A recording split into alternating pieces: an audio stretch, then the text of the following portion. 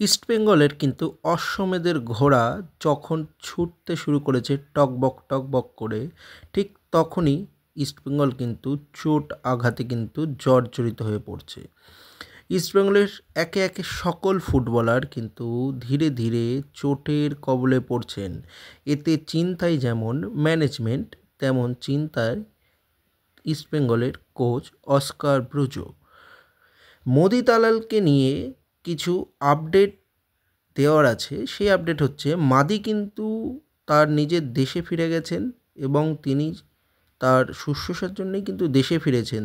আমরা সকলে জানি যে তার কিন্তু এসিএল ইনজুরি হয়েছেন।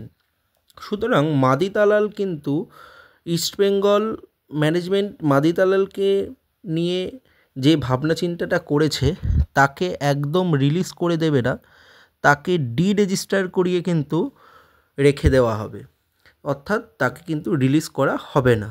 কিন্তু ইস্টবেঙ্গল ম্যানেজমেন্টের যে সূত্র মারফত এরকম কোনো এখনও আপডেট কিন্তু জানা যায়নি যে মাদি তালালের হয়ে বা মাদি তালালের চেঞ্জেস কে আসতে পারে ইস্টবেঙ্গলে, এটা কিন্তু এখনও বলা যাচ্ছে না। অর্থাৎ ম্যানেজমেন্ট কিন্তু খোঁজ চালাচ্ছে এবং অস্কার ব্রুজো কিন্তু প্রেস কনফারেন্সে এটা বলেছেন যে আগামী 7 থেকে 8 দিনের মধ্যে একটা আপডেট পেয়ে যাবেন সকলে। সুতরাং ইস্টবেঙ্গল সমর্থকদের তো নয়নের মণি হয়ে উঠেছিলেন মাদি তালাল, এটা তো বলাই বাহুল্য।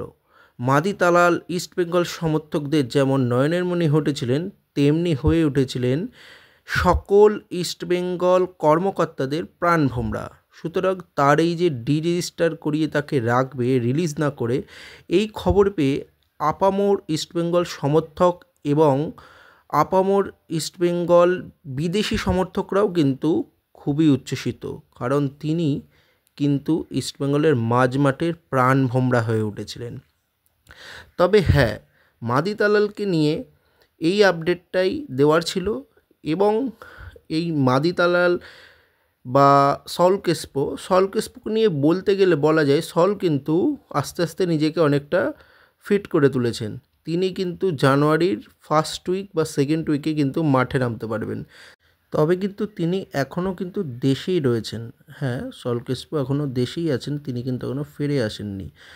আর মাদি তালাল এবং সল কেসপোকে নিয়ে ছিল এইটুকুনি আপডেট, এবং আরও আপডেটের জন্যে আমার চ্যানেলটির আপনারা পাশে থাকুন এবং লাইক, কমেন্ট অ্যান্ড সাবস্ক্রাইব করতে কিন্তু ভুলবেন না এবং বেল আইকনটা টিপে আমাদের পাশে থাকুন। আজকে এইটুকুনি ছিল আপডেট। Tata, by.